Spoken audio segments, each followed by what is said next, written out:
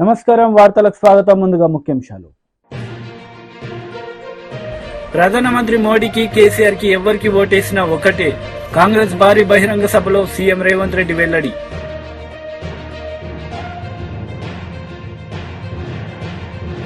AP ప్రభుత్వ సలహాదారు Sajjala Ramakrishna Reddy press meet. పలు అంశాలపై వివరణ.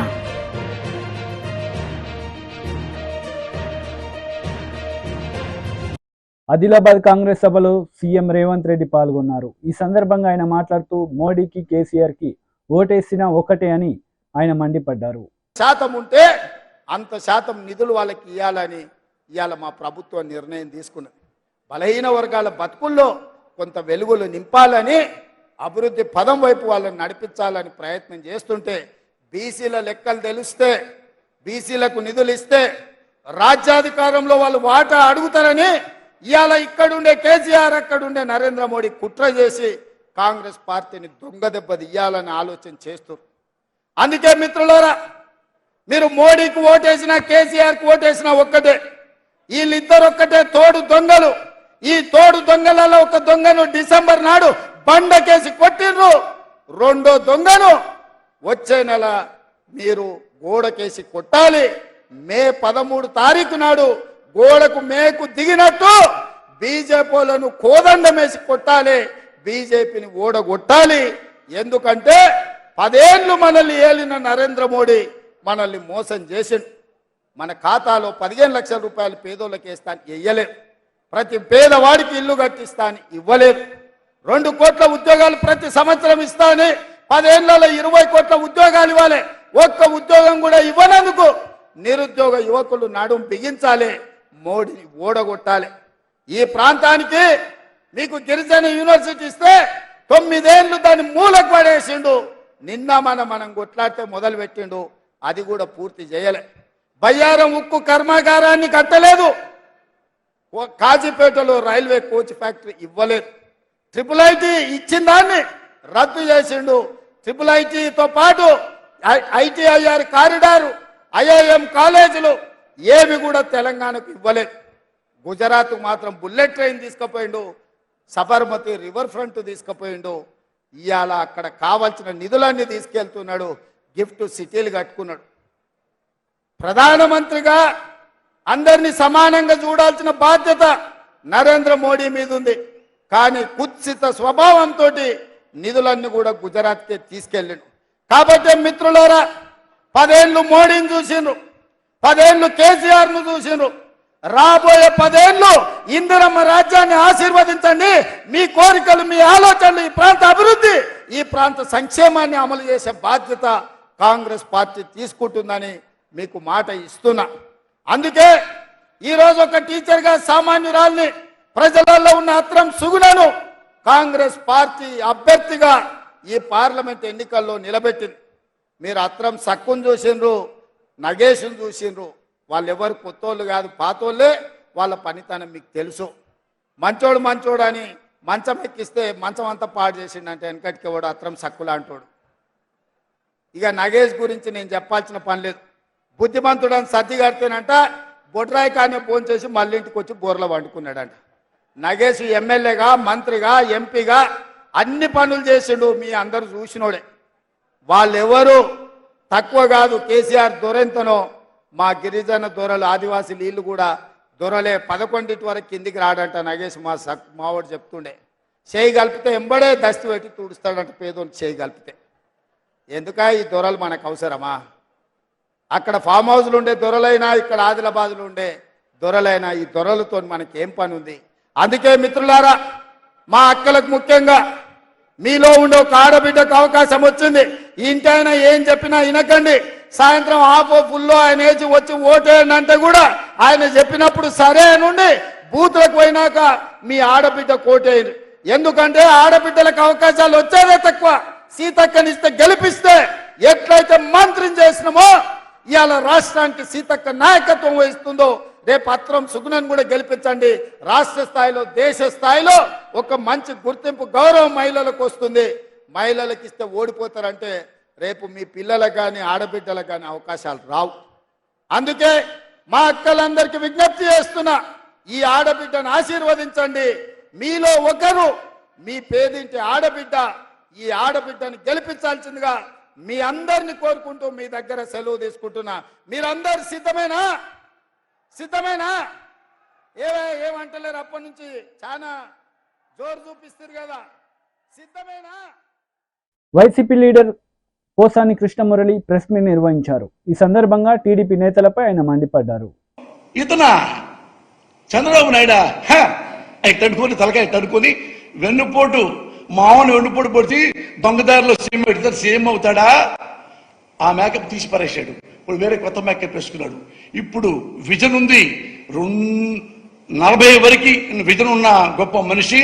అందుకని అతనికే మనం అర్థం, మన కాపుల్లో ఎవరు సీఎంగా పనికిరారు, నేను అన్ఫిట్ కాబట్టి ఆయనకే వేయండి అని వెళ్ళిపోయాడు. ఇతను నేను నాయకుణ్ణి, నేను జనసేన అధినేతని అని ఈయన వ్యాన్లు ఎక్కి కార్లు ఎక్కి ఏం మాట్లాడతావు పవన్ కళ్యాణ్? నువ్వు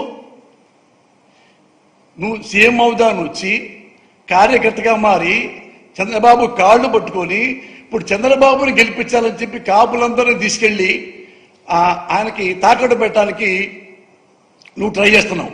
అసలు ఆల్రెడీ పాపం ఆంధ్రప్రదేశ్లో ఉన్న కాపు జాతి చాలా వీళ్ల వల్ల ఆత్మగౌరవం పలగొట్టుకున్నారు, చాలా బాధపడ్డారు. ఎవరు? ఈ పవన్ కళ్యాణ్ అన్న చిరంజీవి. ఈ అన్నదమ్ముల పుణ్యం అని కాపుల్ని ఎంత దింపాలో అవమానం అంత దింపేశాడు. దీనికంటే ముందు చూడండి, చిరంజీవి గారు ఆయన ప్రజారాజ్యం పార్టీ పెద్ద లెవెల్లో పెట్టేశాడు. పాపం కాపులందరూ చాలా సంతోషపడి, ఎవరికైనా ఉంటుంది కదా, నాకే కులాభిమానం ఉంటుంది, మన కులంలో ఎప్పుడు ముఖ్యమంత్రి అవ్వలేదు, కానీ ఈసారన్నా అయితే బాగుంటుంది. చిరంజీవి వచ్చాడు, అప్పుడు రామారావు అటు వచ్చాడు కాబట్టి అని పాపం చాలా మంది కాపులు ఇల్లే అమ్మేసుకున్నారా, పొలమే అమ్మేసుకున్నారా, ఉద్యోగాలే పోగొట్టుకున్నారా, ఇంటి పట్టలు లేకుండా మొత్తం చిరంజీవి గారికి దారపోశాడు. కోట్లు వాళ్ళందరూ దానమే ఇచ్చారా, ఇంకోటి ఇచ్చారా, విరాళం ఇచ్చారా, అన్నీ అయిపోయినాయి. ఎలక్షన్ వచ్చింది. ఎలక్షన్ వచ్చిన తర్వాత ఎలక్షన్లో ఇదే చంద్రబాబు నాయుడు నేనున్నా, ఎందుకంటే నేను ఎమ్మెల్యే టికెట్ నాకు ఇచ్చారు కదా, ఉంటే అతను ఎవరో కొత్తవాడు చిరంజీవి అంట, ప్రజారాజ్యం అంట, తుపుక్కున నీటి పొడిగా గాలిపోయింది, ఇతను ఎమ్మెల్యే టికెట్లు అమ్మేసుకుంటున్నాడు, ఎంపీ టికెట్లు అమ్మేసుకుంటున్నాడు అని ఇంతవరకు ఇక్కడ మాట్లాడాడు. గ్రేట్ మ్యాన్, పొలిటీషియన్ కాబట్టి. అక్కడికి వెళ్ళిన తర్వాత లొకేషన్లో అందరికి మెసేజ్లు ఏం పోయినాయి, ఆ కమ్మ క్యాస్ట్కి వేరే క్యాస్ట్కి నేను చూసా కదా స్వయంగా. అంటే కాపులు రౌడీలు, కాపులు గుండాలు, వాళ్ళు చాలా దుర్మార్గులు, వాళ్ళ కనుక ఓటేసి గెలిపించారంటే మన కమ్మోళ్ళు బతకరు. ఇది నేను 15 ఏళ్ళు చెప్తానే ఉన్నా. ఇంత ఘోరంగా మాట్లాడతాడరా నాయన నారా చంద్రబాబు నాయుడు అని ఈ చిరంజీవికి చెప్పాను, ప్రపంచంలో అందరూ చెప్పారు, తెలుగు వాళ్ళకి అందరూ విన్నారు, ఇతను విన్నాడు పవన్ కళ్యాణ్. కానీ లోపల అంటాడే జగన్ని శేషం పోయాలని అలా 2 చేతుల్లో చెవుల్లో శేషం పోసుకున్నాడు. ఏమన్నా ఉన్నాయండి, అతను చంద్రబాబు కూడా ఏమంటాకి లేదు, అట్లా ఓడించాడు. ఇవి చిరంజీవి గారికి కూడా తెలుసు, నేను కూడా చెప్పాను. ఇంత ఘోరంగా క్యాస్ట్ ఫీలింగ్ తెచ్చి ఇది చేస్తున్నాడు అన్నా అంటే ఏం మాట్లాడాలి. చిరంజీవి గారు ఓడిపోయారు. మళ్ళా అక్కడికి వెళ్ళిన తర్వాత ఓడిపోయిన తర్వాత 18 ఎమ్మెల్యే గెలిచారు. కాపులు ఏమనుకున్నారు, బాధపడి పనిలే బాధ నా ముందే ఉన్నారు పక్కన కాపు సోదరులు, వాళ్ళు ఎదురు మాట్లాడుతుంటే కమ్మాళ్ళు కమ్మాళ్ళ బతకదీని మీ కాపులు రౌడీలు అంట కదా అంటే పురుషోత్తం పట్టణంలో ఉన్న యూత్ కుర్రళ్ళు నా ముఖం చూసి ఏమనలేక ఆడాళ్ళు ఏమనకుండా పక్కెళ్ళిపోయారు. ఆయన 18 ఎమ్మెల్యేలు వచ్చినాయి. చిరంజీవి గారు 18 ఎమ్మెల్యేలు వస్తే ఏమనుకున్నారు బాబు, కానీ 18 ఎమ్మెల్యేలు కదా. చిరంజీవి గారు అసెంబ్లీకి వెళ్ళి సమస్యలు బాగా ఇచ్చేస్తాడు, ఏమైనా ప్రాబ్లం ఉన్నా ఆంధ్రప్రదేశ్లో వెలుగెత్తి చూపిస్తాడు స్పీకర్ గారికి, అసెంబ్లీకి అనుకున్నారు అందరూ. ఆ 18తో ఉన్న మళ్ళీ నెక్స్ట్ 5 ఏళ్ళ తర్వాత మళ్ళీ పెరుగుతీలే అనుకుంటే ఈ కాపులకి ఏమి చెప్పకుండా, ఎవరికి ఏమి చెప్పకుండా వెళ్ళిపోయి ఈ 18 ఎమ్మెల్యేలని. ఎమ్మెల్సీ అశోక్ బాబు మీడియా సమావేశం నిర్వహించారు. ఈ సందర్భంగా వైసీపీ నేతలపై మండిపడ్డారు. కన్ఫ్యూజన్ క్రియేట్ చేసి అసలు ఎంప్లాయీస్ ఓట్లు తీసేస్తారా, ఇవ్వరా అనే ఒక పరిస్థితి తీసుకొచ్చారు. దీని మీద సంఘాలు కూడా తీవ్రంగా స్పందించాలి. ఉద్యోగ సంఘాలు కానీ లేదంటే మిగతా సంఘాలు కానీ తీవ్రంగా స్పందించాల్సిన అవసరం ఉంది. ఎందుకంటే ఈ ఓటు, ఈసారి వేసే ఓటు, ప్రతి ఓటు కూడా చాలా విలువైంది. ప్రభుత్వం ఒక మోసపూరిత కుట్ర అధికారుల ద్వారా చేయిస్తుంది. మాకు ఇన్స్ట్రక్షన్స్ లేవు, మాకేం చేయాలో తెలియదు కాబట్టి మీ ఫారం 12 మేము తీసుకోము, సింపుల్గా ఒకటే మాట. కాబట్టి తెలుగుదేశం ప్రభుత్వం, తెలుగుదేశం పార్టీ తరఫున మేము దీన్ని స్పష్టంగా ఎలక్షన్ కమిషన్ని రిప్రజెంట్ చేయడం జరిగింది. ఎలక్షన్ కమిషన్ ఈ రోజున దాని మీద ఒక స్పష్టమైన ఆదేశాలు ఇవ్వడం జరిగింది. సరే, అందుట్లో కూడా కొన్ని చిన్న చిన్న పొరపాట్లు ఉన్నాయి, కానీ మెజారిటీ క్లారిఫికేషన్ మేము అడిగినవి కూడా ఎలక్షన్ కమిషన్ ఇవ్వడం జరిగింది. అందులో ప్రధానంగా ఏంటంటే, ఉద్యోగస్తులకు ఎక్కడైతే డ్యూటీ వేశారో ఆ డ్యూటీలో ఉన్న, అంటే ఆ ఏరియాకి సంబంధించిన ఏఆర్ఓకి ఫారం 12 ఇవ్వాలి. అయితే ఇక్కడ ఇంకొక మతలబు కూడా అధికారులు చేస్తున్నారు. అంటే ప్రభుత్వానికి వంతపాడే అధికారులు ఫారం 12 తీసుకుంటున్నారు, అక్నాలెడ్జ్మెంట్ ఇవ్వట్లా. అందుకే స్పష్టంగా ఉద్యోగస్తులందరినీ నేను అప్పీల్ చేస్తున్నా, ఉద్యోగ సంఘాలను కూడా మేము అప్పీల్ చేస్తున్నాం. మీరు ఫారం 12 ఇచ్చినప్పుడు ఫోటోస్టాట్ కాపీ కానీ లేదంటే 2 కాపీలు తీసుకుని ఒక కాపీ మీద స్పష్టంగా మీరు అక్నాలెడ్జ్మెంట్ తీసుకోండి. ఎవరైతే అధికారులు అక్నాలెడ్జ్మెంట్ ఎవరో వాళ్ళ మీద స్పష్టంగా కలెక్టర్కి మీరు కంప్లైంట్ ఇవ్వచ్చు, అందులో ఇబ్బంది ఏం లేదు. ఎందుకంటే ఇన్ని వందల వేల దీని మీద నాకు నీ అప్లికేషన్ రాలేదు ఫారం 12 అంటే చేయగలిగింది ఏం లేదు ఆ రోజున. కాబట్టి దీన్ని 26 దాకా సమయం పెంచడం జరిగింది. కాబట్టి ఎలక్షన్ డ్యూటీలో ఉన్న ఏపీఓలు కానీ పోలీస్ స్టాఫ్కి ఒక నోడల్ ఆఫీసర్ని పెట్టారు. అలాగే ఆర్టీసీకి కూడా ఒక నోడల్ ఆఫీసర్ పెట్టారు. కొన్ని చోట్ల మాకు వచ్చిన సమాచారం ఏంటంటే, నోడల్ ఆఫీసర్ ఎక్కడ ఉంటాడు ఏంటి కూడా పోలీస్ స్టాఫ్కి తెలియదు. అంటే ఏంటి, పోలీసులంతా కూడా ప్రభుత్వానికి వ్యతిరేకంగా ఉన్నారు కాబట్టి పోస్టల్ బ్యాలెట్ తగ్గించిన కొందికి వైసీపీకి ప్లస్ పాయింట్ అవుతుంది. కాబట్టి మేము స్పష్టంగా చెప్తున్నాం, పోలీస్ శాఖలో కానీ ఆర్టీసీలో కానీ ఎవరైతే నోడల్ ఆఫీసర్గా ఉన్నారో వాళ్ళు పోలీస్ స్టాఫ్కి, ఆర్టీసీ సిబ్బందికి ఈ సమాచారం తెలియజేయాల్సిన బాధ్యత వాళ్ళదే. పోలీసు డీజీ కానీ, ఆ కన్సర్న్ ఎస్పీ కానీ, డిఐజీ కానీ, ఆర్టీసీ ఎండి, ఆర్టీసీ రీజనల్ ఆఫీసర్స్ మీరు స్పష్టంగా ఆర్టీసీలో డ్యూటీలో ఉన్న డ్రైవర్ల, కండక్టర్లకి, అలాగే ఎమర్జెన్సీ సర్వీస్లో ఉన్న వాళ్ళకి, అలాగే ప్రైవేట్గా మనం తీసుకున్న వీడియోగ్రాఫర్లకి లేకపోతే ఫోటోగ్రాఫర్లకి, డ్రైవర్లు, వీళ్ళందరూ కూడా. మాజీ ఎమ్మెల్యే జగ్గారెడ్డి ప్రెస్ మీట్ నిర్వహించారు. ఈ సందర్భంగా ఇరు పార్టీలపై ఆయన మండిపడ్డారు. హరీష్ రావు మాట్లాడతాడు, బీజేపీ వాళ్ళు మాట్లాడతారు. ఏం చేసింది 70 ఏళ్ళ కాంగ్రెస్? ఏం చేసింది? నేను అడుగుతున్నా బీజేపీలకు 500 అదేదో అప్పుడెప్పుడు రామాలయం, అది ఆడప్పుడు శ్రీరాముడు నివసించే గుడిని కూలగొడితే మీరు ఈ చరిత్ర కూడా చదవాలి కదా. ఎట్లయితే శ్రీరాముడి చరిత్ర నువ్వు చదువుతున్నావు అంటే, నువ్వు శ్రీరామచంద్రుడు భగవాన్ చరిత్ర చదువుతున్నావు అంటే నీకు ఓట్లు వస్తాయని దాన్ని ఎక్స్పోజ్ చేస్తున్నావు. కానీ మహాత్మా గాంధీ, నెహ్రూ గారు మరి చేసింది కూడా నువ్వు, మరి ఇదొక చరిత్రనే కదా. శ్రీరామచంద్రుడి పరిపాలన ఎట్లయితే సాగిందో అట్లాగే ఆ రోజే నెహ్రూ గారు ప్రధానమంత్రి కాగానే శ్రీరామచంద్రుని లాంటి పరిపాలన, అంటే నీళ్లు, నిధులు, రైతులు, ఉద్యోగాలు, ఇండస్ట్రీస్, చదువుకోవడానికి ఎడ్యుకేషనల్, ఇవన్నీ అప్పుడే కదా మొదలైంది, నెహ్రూ గారు కాలంలోనే కదా. అట్లా పునాది నెహ్రూ గారు, అలాంటి పునాదిల నుంచే ఈరోజు అనేక మంది నాయకులు, ఎవరన్నా తీసుకో, మనం ఈ మధ్యలో ముఖ్యమంత్రులు అయిన వాళ్ళు 20 ఏళ్ళ చంద్రబాబు నాయుడు తీసుకో, కేసీఆర్ని తీసుకో, మొన్నటిదాకా జగన్ తీసుకో, రాజశేఖర్ రెడ్డిని తీసుకో, రోషే గారిని తీసుకో, కిరణ్ కుమార్ రెడ్డిని తీసుకో, ఇప్పుడు రేవంత్ రెడ్డిని తీసుకోండి. ఇట్లా ఆయన వేసిన ఇత్తంలో నుంచే వీళ్ళందరూ వచ్చిర్రు. ఆయన వేసిన పునాదుల నుంచే ఈ నాయకులు వచ్చిర్రు. అది మర్చిపోవద్దు అని అడుగుతున్నా. అదే నేను జ్ఞాపకం చేపిస్తున్నా ఈరోజు గాంధీ భవన్ మీడియా ద్వారా. ఇంత పెద్ద గొప్ప చరిత్ర, త్యాగాల కుటుంబము రాహుల్ గాంధీ గారి యొక్క ముత్తాత. రాహుల్ గాంధీ గారి యొక్క ముత్తాత జవహర్లాల్ నెహ్రూ యొక్క గొప్పతనం, ఆ బ్లడ్డే ఈరోజు రాహుల్ గాంధీ గారిని మళ్ళీ జనంలో నడిపిస్తున్నది.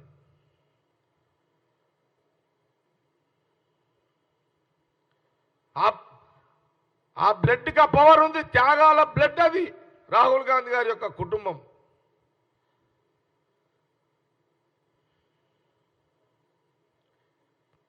ఆ రోజు ఆహార ధాన్యాలు ఉత్పత్తి మొదలైనవి, వ్యవసాయ రంగం అభివృద్ధి చెందుతూ ఉంది. కరువు వస్తే కూడా, ఎప్పుడన్నా కరువు వస్తే, వర్షాలు పడకుండా కరువు వస్తే ఒక 3 సంవత్సరాలు ధాన్యాలు నిల్వ ఉండే విధంగా గోదాములు కూడా కట్టడం జరిగింది. దేశం మొత్తము అకాల వర్షాలు లేకపోయినా, వర్షాలు వచ్చి పంటలు కొట్టుకపోయినా, లేకపోతే వర్షాలు లేక పంటలు ఎండిపోయినా, ధాన్యం లేకపోతే 3 సంవత్సరాలు కరువు ఉంటే ఆ 3 సంవత్సరాల్లో ధాన్యము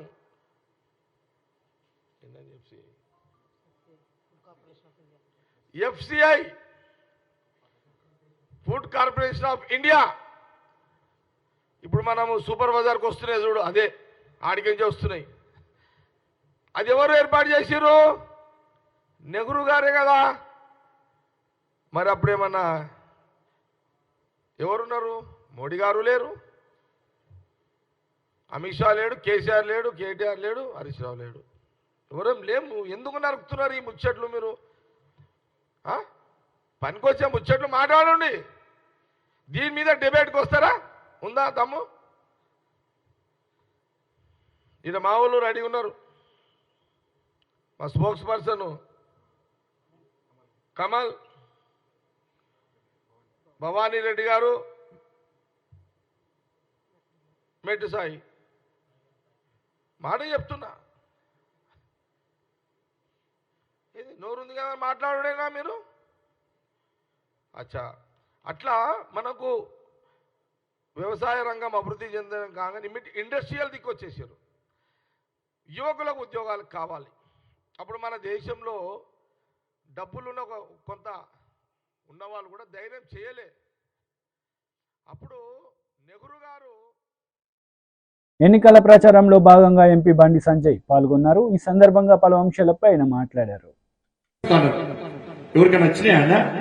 12 లక్షలు ఎస్టీ యువకులు చెప్పాలి. ఎవరికైనా వచ్చిందా అన్న? ఎవరికి రాలే. ఇవాళ ఒక్కొక్క గ్రామ పంచాయతీకి అభివృద్ధికి నిధులు ఇస్తున్నారు. ఎక్కడ ఒక్క గ్రామ పంచాయతీకి తండాలకు పైసలు ఇస్తున్నారు. తండాలకు పైసలు సంవత్సరానికి 20 లక్షల రూపాయలు ఇస్తున్నారు. అవి లేవు. ఇవాళ ఇంటర్మీడియట్ పాస్ అయిన పిల్లలకు, ఎస్సీ సమాజానికి సంబంధించిన ఇంటర్మీడియట్ 10th పాస్ అయిన వాళ్ళకేమో 10,000 రూపాయలు ఇస్తున్నారు. ఇంటర్మీడియట్ పాస్ అయిన వాళ్ళకేమో 15,000 రూపాయలు ఇస్తున్నారు. డిగ్రీ పాస్ అయిన వాళ్ళకేమో 25,000 రూపాయలు ఇస్తున్నారు. పీజీ చేసిన వాళ్ళకేమో 1,00,000 రూపాయలు ఇస్తున్నారు. బిడ్డ ఇప్పుడు 10th ఇంటర్ ఎగ్జామ్స్ మొన్ననే అయిపోయినాయి.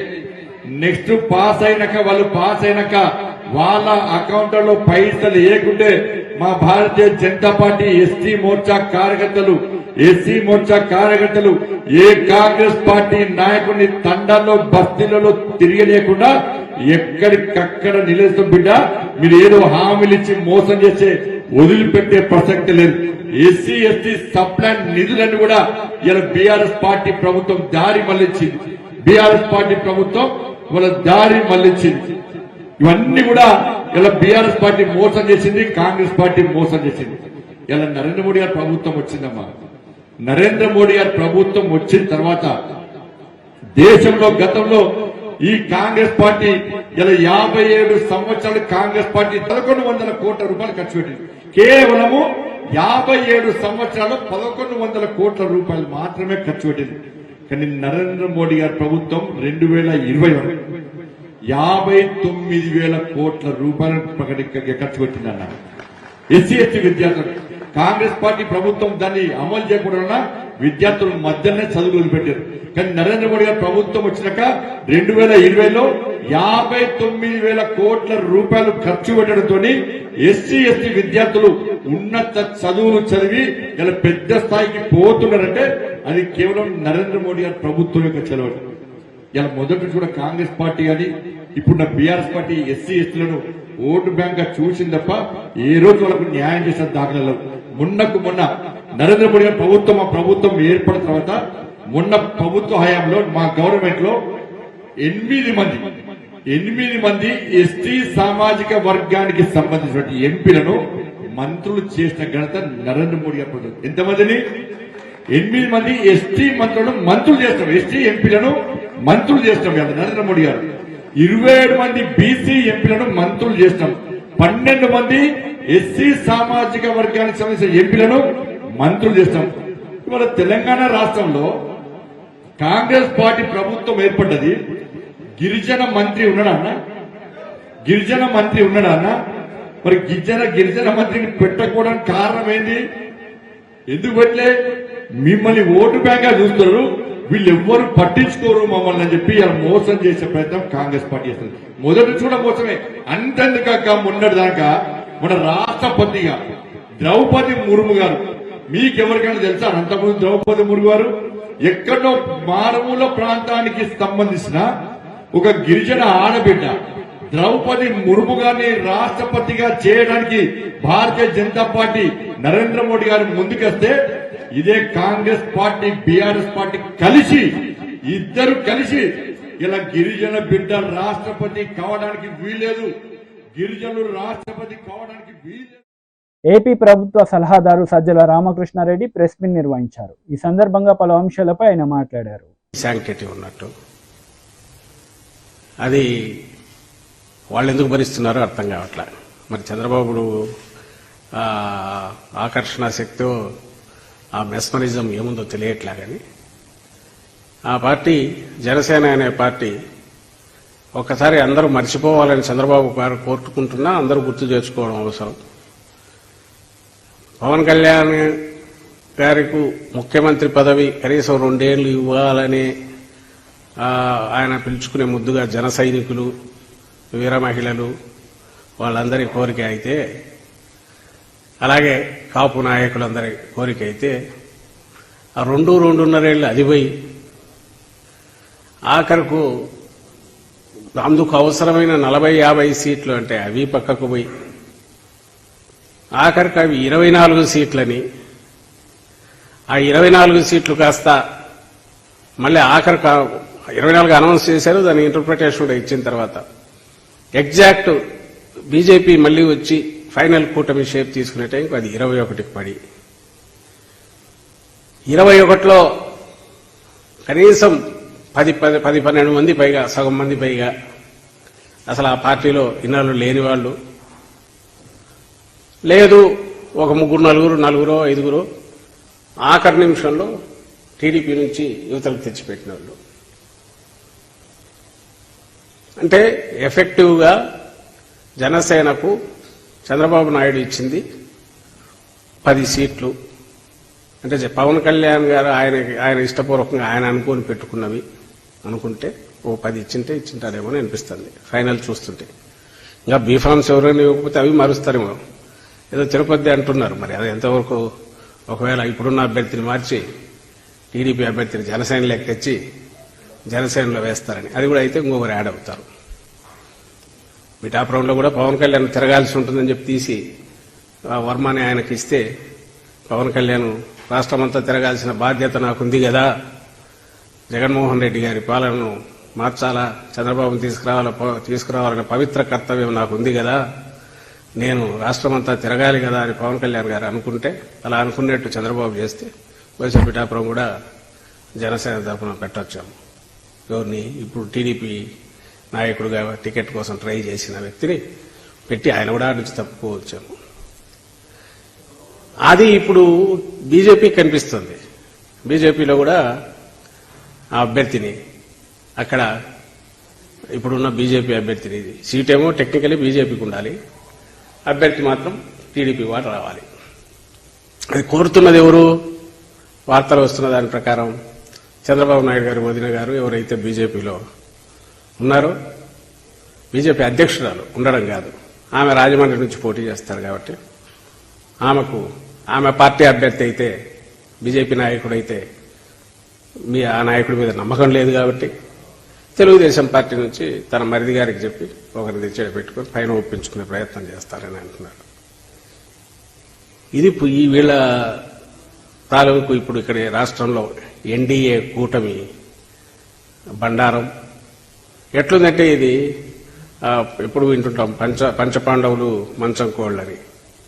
పంచపాండవులు ఎంతమంది అంటే, పంచపాండవులు అనేది 5 అనేది ఉంది. తెలియని ఇప్పుడు పంచపాండవులు అంటే ఎంతమంది అంటే. TDP leader Vijay Kumar media సమావేశం నిర్వహించారు. వైసీపీ నేతలపై ఆయన మండిపడ్డారు. ఐఏఎస్లు చేసే పదవులన్నీ వీళ్ళు కూడా అనుభవించేస్తున్నారు. కానీ వీళ్ళకి ఆయా పదవుల్లో హక్కులు తప్ప పెద్ద బాధ్యతలు ఏమి ఉండవు. ఎందుకంటే ఈ గవర్నమెంట్ ఎలక్షన్ అయిపోయినా, వచ్చే గవర్నమెంట్ ఎలక్షన్ అయిపోయినా ఆటోమేటిక్గా వీళ్ళు కాడి పక్కన పెట్టేసి వాళ్ళ పాటికి వెళ్ళిపోతారు. ఇన్ని సంవత్సరాలు ఇన్ని రోజులు చేసిన వీళ్ళు చేసిన నిర్వాకాలు ఏంటి అంటే అంతే. సో వీళ్ళకి బాధ్యతలు ఏమీ ఉండవు, హక్కులు మాత్రం ఐఏఎస్లతో సమానంగా అనుభవిస్తారు. ప్రభుత్వం మారితే మనం తిరిగి మన కేంద్ర మాతృ సంస్థకి వెళ్ళిపోతామనే ధైర్యం వీళ్ళకి. ఏమవుతుంది, 5 సంవత్సరాలు ఈ గవర్నమెంట్ ఉంది, మన ఇష్టం వచ్చేది చేస్తాం. గవర్నమెంట్ మారుతుంది, రేపు ఎట్లా జూన్ 4వ తేదీ సాయంత్రం గవర్నమెంట్ మారిపోతుంది, మనం బ్యాక్ వెళ్ళిపోతాం మన కేంద్ర ప్రభుత్వ సర్వీసులకి, మందేం పోయా అనేంత ధైర్యం వీళ్ళకి. సరే, అట్లాంటి వాళ్ళు 18 మందిలో 10 మందిని దాకా చెప్పారు ఒకే సామాజిక వర్గం, 2 వేరే వేరే సామాజిక వర్గం కూడా ఇట్లాంటి పనిలో ఉన్నారు. సరే, వీళ్ళు ఏమేం చేశారు, ఎందుకు వీళ్ళ మీద ఇంత విరుచుకుపడుతోంది తెలుగుదేశం పార్టీ అన్నప్పుడు, ఒక 7-8 మంది లేకపోతే ఓ 9-10 మంది ఈ డెప్యుటేషన్ మీద వచ్చిన వాళ్ళు చేసిన నిర్వాకాలు మనం ఒక్కసారి పరిశీలిస్తే వీళ్ళ గురించి ఎందుకు మనం ఇంత హైరాణ పడుతున్నామో, ఎలక్షన్లు వీళ్ళు ఖచ్చితంగా ఇంపాక్ట్ చేస్తారు, వైకాపా గవర్నమెంట్కి అనుకూలంగా ఇంపాక్ట్ చేస్తారు, ఎందుకు తెలుగుదేశం పార్టీ డిమాండ్ చేస్తుందో అర్థమవుతుంది. మొదటగా ఎస్ రమణారెడ్డి, ఈయన IRTS 2019లో వచ్చాడు. 5 సంవత్సరాల పాటు పూర్తిగా బ్రహ్మాండమైన పెద్ద కార్పొరేషన్కి చైర్మన్గా ఉన్నాడు. ఏపీ NRED క్యాప్ అంటే 2019లో రాగానే సోలార్ ఒప్పందాలు గుర్తున్నాయా? సలహాదారు అయిన మాజీ IAS ఆఫీసర్ శామ్యూల్ సలహాదారుగా ఉండకుండా ఆయనే గవర్నమెంటు ఏమంటారు రిటైర్ అయిపోయి ఆయన సలహాదారుకు వచ్చాయని మర్చిపోయి ఆయన ఇంకా సర్వీస్లో ఉన్నట్టుగానే పెద్ద పెద్ద మీటింగులు పెట్టి సలహాదారు యొక్క హోదాలో అది తప్పు ఈ తప్పు, చంద్రబాబు తప్పు చేశారు, అది చేశారు, ఇది చేశారని చెప్పి సోలార్ ఒప్పందాలని తిట్టిపోశారు. చివరికి జపనీస్ సాఫ్ట్ బ్యాంక్, ఎవరైతే సహాయం చేసిన ఆ soft bank, Japanese ambassador, Japan government వీళ్ళ మీద ప్రధానమంత్రి మోడీకి రిపోర్ట్ చేస్తే మోడీ అక్కడి నుంచి 4 మొట్టికాయలు వేస్తే అన్ని మూసుకొని మళ్ళీ అదే సోలార్ ఒప్పందాన్ని తిరిగి రాశారు. ఈసారి ఇంకొద్దిగా మన రాయితీల్ని, మేమిచ్చిన రాయితీల్ని తిట్టిపోసిన వాళ్ళు మాకంటే ఒక 4 రాయితీలు ఎక్స్ట్రా ఇచ్చాడు. ఎందుకు ఇచ్చారయ్యా అంటే, ఈసారి కాంట్రాక్ట్ ఇచ్చిన వాళ్ళందరూ మనోళ్ళంటే వైకాపా వాళ్ళే. రమణారెడ్డి గారు ఆయన యొక్క లాయల్టీని బాగా దాన్ని వాడారు. వైసీపీ నాయకులకు దశాబ్దాల పాటు చెల్లుబాటు అయ్యే రాయితీలను కట్టబెట్టారు. 1000 ఎకరాల కేటాయింపులు జరిగిపోయాయి.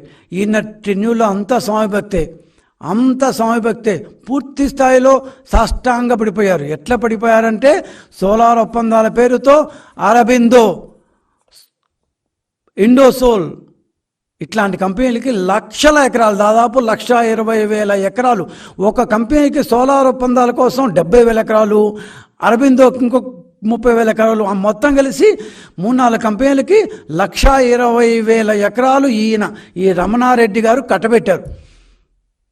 ఇది వైకాపా పార్టీకి ఆయన చేసిన ఏమంటారు, ఆయన్ని డిప్యూటేషన్ మీద తీసుకొచ్చి. వార్తలు ముగించే ముందు ముఖ్యాంశాలు మరోసారి. ప్రధానమంత్రి మోడీకి, కేసీఆర్ కి ఎవరికి ఓటేసినా ఒకటే. కాంగ్రెస్ భారీ బహిరంగ సభలో సీఎం రేవంత్ రెడ్డి వెల్లడి.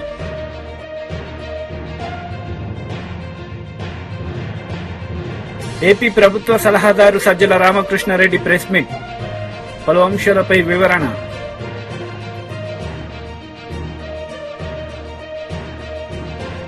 ఈ వార్తలు ఇంతటితో సమాప్తం. తిరిగి ప్రసారమయ్యే వార్తల్లో మళ్ళీ కలుద్దాం. అంతవరకు సెలవు. నమస్తే.